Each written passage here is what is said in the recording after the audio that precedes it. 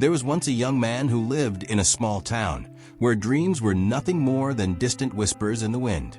He had no special talent, no extraordinary intelligence, and no privilege to lean on. The world around him said, "Be realistic. Stay in your lane. Don't aim too high." But something inside him refused to settle for mediocrity.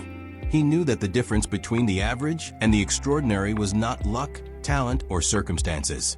It was the relentless refusal to accept anything less than greatness. He decided that he would not be like the 99% who gave up when things got hard, who made excuses, who settled. He would be the top 1%. He would do what others weren't willing to do.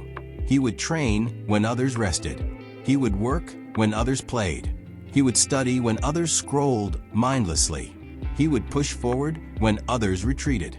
Every morning, while the world was still asleep, he was up, grinding, learning, growing. He saw failure not as an end, but as a stepping stone. He embraced the pain, the sacrifices, the loneliness, because he knew that on the other side of discomfort was the life he truly wanted. The world laughed at his intensity. They called him obsessed, crazy, too ambitious. But he knew that obsession was the foundation of greatness. He understood that success is not about being better than others, but about being better than who he was yesterday. While his friends settled for average, he climbed higher, breaking every limit placed before him. When they spent nights binge-watching, he spent them perfecting his craft. When they complained about problems, he searched for solutions. He saw opportunities where others saw obstacles. He realized that the top 1% don't live by the same rules as the 99%.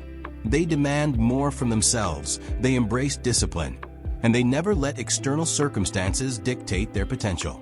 He faced setbacks, betrayals, and failures that would have broken most people. But he never lost sight of his vision.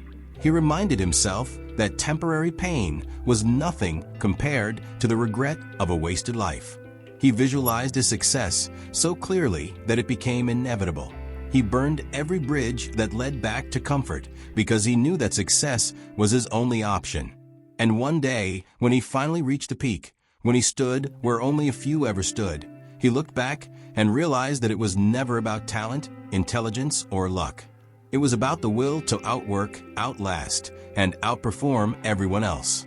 It was about choosing to be unstoppable when others chose to give up. And at that moment, he understood one truth. Anyone can be in the top 1%, but only those who are willing to do what others won't will ever get there. The question is, will you?